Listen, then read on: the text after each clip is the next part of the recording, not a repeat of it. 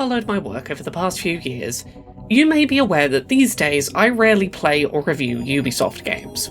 In the summer of 2020, allegations arose of poor treatment of developers at the hands of upper management, and continued reports in the years since have suggested that within some parts of the company, very little has changed between then and now. While it's not a universal experience, many Ubisoft employees still feel unsafe in their workplace, and I've made a point to prioritise discussing that information over discussing their games until we see true reforms from Ubisoft leadership.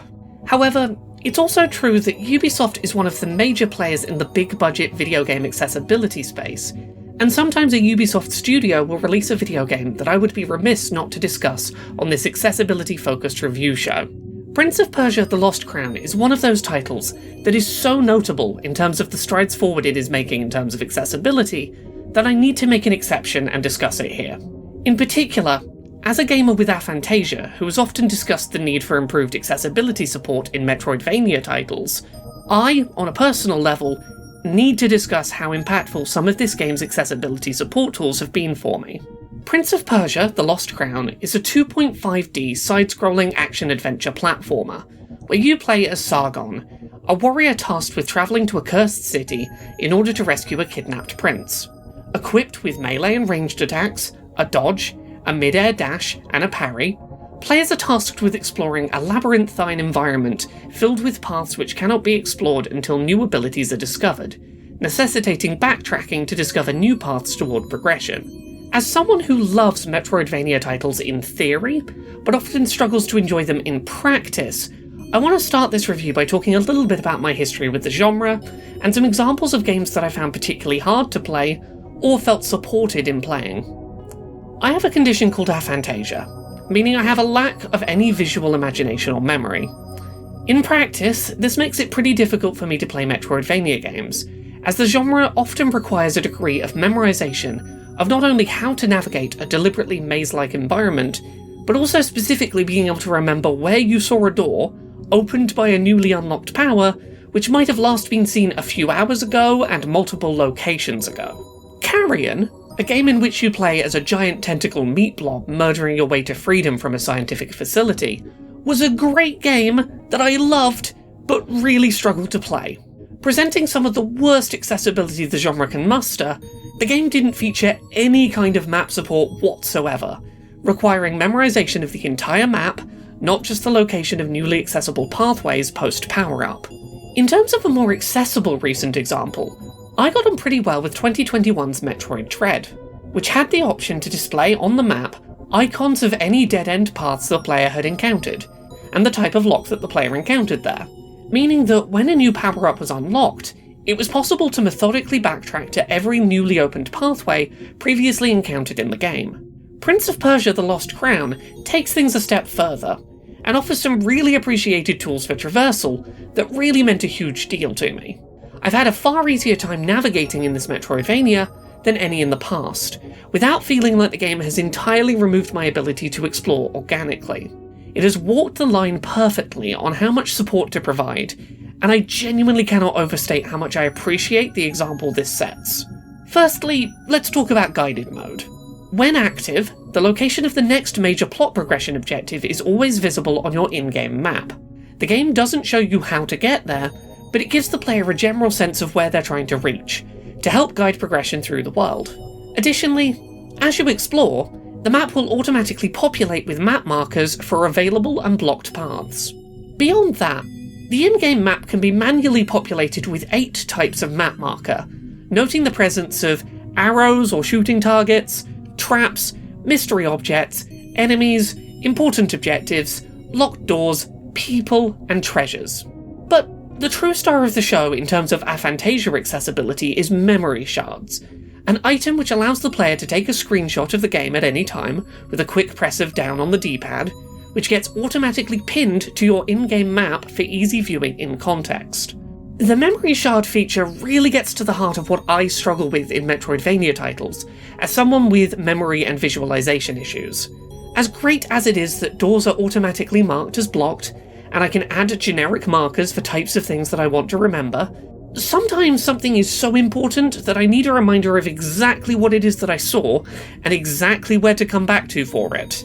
Was that enemy marker there to remind me of an enemy that's easy to farm for resources, or one that I can't yet work out how to kill?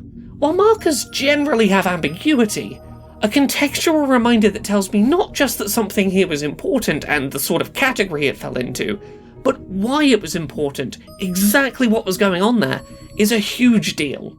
It lets me look at any time at what I saw, rather than having to run back to check based on markers and which place I think I need to go to, and potentially find out that I'd misremembered something specific and this was not the enemy marker I thought I was heading to. While most modern game consoles allow for taking screenshots on a system level, being able to pin them to the map makes them so much more useful. Not only are they mapped to locations, but I can check them without having to leave the game, go to my screenshots, look at them, and then try and remember that information and put it back into context when I get back to the game. My previous solution had been to take a screenshot of the game, then one of the map, and then to try and use both later to remind myself what was happening. That method often failed. If I've taken 2 batches of screenshot and map screenshot, my screenshot has a map on either side of it, with me often ending up mixing up which map and which gameplay screenshot went together. This really takes that sort of confusion out of the equation. It streamlines that kind of process I was already trying to find for myself. When all of these features are put together, the end result is that Prince of Persia: The Lost Crown gives me a general sense of where I need to go, automated markers for basic progression information, the tools to mark notes on my own map, and the ability to see exactly what I encountered previously in the game and where. This is exactly the kind of support I've been asking for in this genre for years, and I can't praise it highly enough. Moving to the rest of the game's settings offerings, The Lost Crown is also notably the first example we've seen of high contrast mode visuals being added to a Ubisoft game, and the execution is pretty solid. Players are offered 3 different colour presets for how in-game elements should be highlighted, which appear to be designed around accommodating for common types of colour blindness. Players can customise whether the background is grayscale, and whether interactables are highlighted, but they cannot fully customise their high contrast mode colour palettes. Additionally, there is no way to turn high contrast mode on and off on the fly during gameplay. It can only be toggled in the settings menu, which cannot be accessed during cutscenes. If you, like me, typically use high contrast mode during gameplay, but not so much during cutscenes, you can't really turn high contrast mode off if you stumble into a cutscene without warning. It's not a huge issue, but the ability to turn the setting on and off dynamically in a future update would be really appreciated. In addition, for players who benefit from additional visual input on points of interaction, you can turn on a setting where a white dot appears on any in-game object which can be interacted with, which I really appreciated for visual clarity. The game's HUD can also be made larger. Beyond that, Prince of Persia: The Lost Crown features a whole host of other accessibility settings options that I'm going to try and quickly rattle through. Where applicable, all of these changes can be previewed in the settings menu itself, meaning you don't need to exit the menu to check how a new setting will look during gameplay. The game opens with a quick series of accessibility settings selection menus on first boot. It's not as robust as the quick start guide seen in things like God of War Ragnarok, but it does allow for setting a few basics before the game begins. You can also access a settings menu from the title screen, but only the display and sound menus are initially available. In a slightly confusing move, much of the settings menu isn't available until you start a save, then pause the game and access the settings from there once you have control of the character. This includes high contrast mode, a setting that ideally would have been available before starting the game and cannot be turned on until the end of the opening cutscene. Players can change subtitle text to an alternative font, change the opacity of the background behind subtitles, and alter game audio via a series of custom sliders. There are a number of difficulty modes available to players when they first boot up the game, each of which tells you upfront what it means for specific aspects of difficulty in a numbered fashion. Difficulty can then be further customised by the player, allowing for tweaking of enemy damage, environmental damage, enemy health, parry difficulty, dodge window, Athra depletion rate, Athra gain, and Athra loss rate from damage. For some context, Athra is a meter which charges when you parry or deal damage, and can be used to activate powerful abilities as long as you don't lose that meter by taking damage from enemies. In terms of combat and traversal assists, melee targeting assist means that, in combat, The player will always face the direction of the nearest enemy in combat. Players can also adjust aim assist for weapons and powers which are manually aimed, and have the option to turn on portals which appear before difficult platforming challenges, and can be activated to skip past a tricky platforming section with no penalty.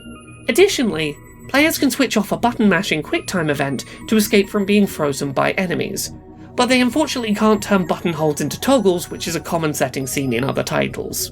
Lastly, I really appreciate that The Lost Crown contains a fairly traditional RPG leveling system, which doesn't reset currency gained upon death. Enemies drop currency which can be used to purchase either equipable amulets for special effects, or simply traditional stat boosts to their build. This in practice meant that even when death occurred and set me backward on the map, I still felt like I was gaining resources which would eventually help me to overcome any difficulty spikes present. For a lot of regular enemies, if I'd beaten them once already, I could just kind of jump past them and run past them until I got back to where I was actually trying to make progress, and not feel like I was losing out because I did that. Prince of Persia: The Lost Crown is a real step forward for accessibility in the metroidvania space. Not only is it innovative in terms of supporting players with aphantasia like myself with traversal, but it also offers robust gameplay and difficulty customization, and a very solid high contrast mode implementation. I could nitpick things that I prefer about other implementations of high contrast mode, but it's a really impressive first attempt at the feature, and one that I'm incredibly excited to see. Also, the game's on Switch, and I'm always really happy to see more video games available on Switch that support high contrast mode. My biggest issue, and this is one that I've been bringing up a lot over the past few months, is that I really dislike that the Prince of Persia: The Lost Crown was made available 3 days early to players who were willing to pay a premium for the game's more expensive edition. This is a trend which has become increasingly prevalent since the summer of 2023, and one which I feel preys on impulsivity in a way which particularly impacts disabled players. I believe that the practice isn't in line with accessible principles, and I will continue to make the argument that it's not a monetization method which should be employed by companies that are aiming toward accessibility. That said, The Lost Crown undoubtedly sets a new bar for accessibility within its genre, and I wouldn't be surprised to see it winning accessibility awards when the end of this year rolls around. Thank you so much to this month's Patreon backers who help make this show possible. You can support the show and everything I do at patreon.com/LauraKBuzz.